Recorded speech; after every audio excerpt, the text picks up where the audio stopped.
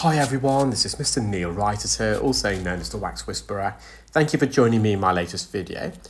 This is of a patient who has to attend yearly to have their earwax removed, and we're just commencing with their left ear. They have quite a narrow opening of the auditory canal and also quite a bendy ear canal. So all of our ears, most of our ears should have two bends. The first bend, it's probably about 1/2 centimetre within the ear canal, and then the second bend is a further 1/2 centimetre or centimetre into the ear canal, and that gives the ear an S shape, also known as a sigmoid shape.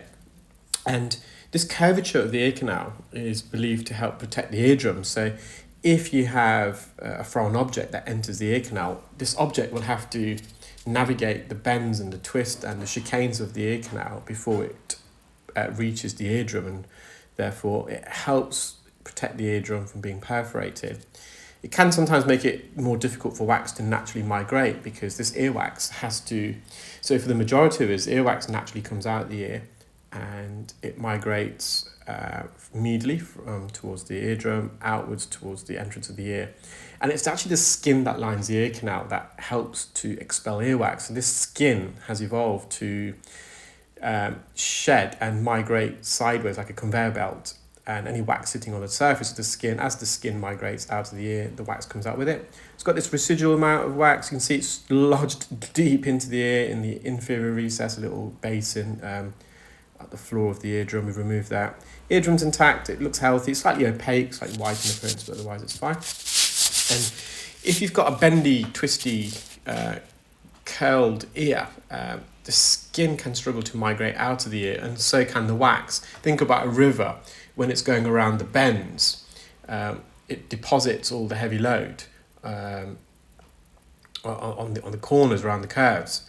And similar to earwax, as it's coming around the bend, it fails to fully migrate, it gets trapped. And that could be a potential cause for this patient having to have their ears removed on a regular basis, just because it's really narrow and bendy. So this is their right ear. On both sides, I've had to use some olive oil medical grade ear spray. So I use the Clear brand. It's available to purchase from our website. Please visit www.clearwax.co.uk. And if you're a specialist, you can actually purchase it via our trade shop, so you get trade prices. Again, visit our website, select sign in, create an account as a professional, and that gives you access to our trade shop.